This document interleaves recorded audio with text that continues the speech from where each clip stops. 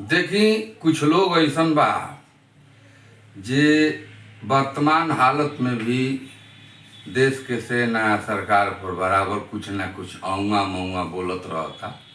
लेकिन हम भोजपुरी कवि सत्येंद्र सिंह सिवानी कुछ लोग के बता दिल चाहतनी। कुछ लोग ऐसन बा गायक गायिका बन के भोजपुरी भाषा के भी अपमानित कर रहा बा, लेकिन ऐसन परिस्थिति में कुछ ना बोले के चाहिए।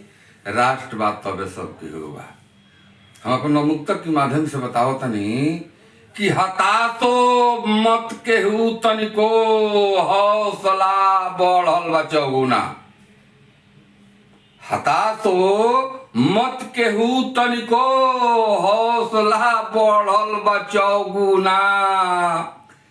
भइल बा ढेर कुछ हासिल सेनुरा बन गइल बुना। विश्व में प्रतीक बन गइल हमार सेनुर।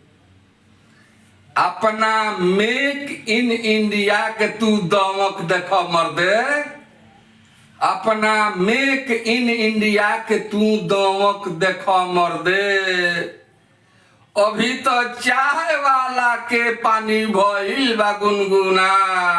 हताशो मत केहू तनिको, हताशो मत केहू तनिको हौसला बढ़ल बा चौगुना। हताशो मत केहू तनिको हौसला बढ़ल बा चौगुना। बहुत लोग हल्ला कइले बा भारत पाकिस्तान युद्ध भइल बा। हम तो ई कहल चाहतनी कि मान लीजिए कि बायना देले ओकरा के बायना फेरल जरूरी बा नु। तो बेर बेर बायन लुका के तू देले बाड़। भारत बुद्ध के देश ह, युद्ध ना खोजेला आ ना करेला, लेकिन केहू बायन देले ओके तो ओकरा के बायना फेरल जरूरी बा नु। तो बेर बेर बायन लुका के तू देले बाड़। भइल ह जे फेरल जा भर के झपोली में। बेर बेर बायन लुका के तू देले बाड़। भइल जे फेरल जा भर के झपोली में।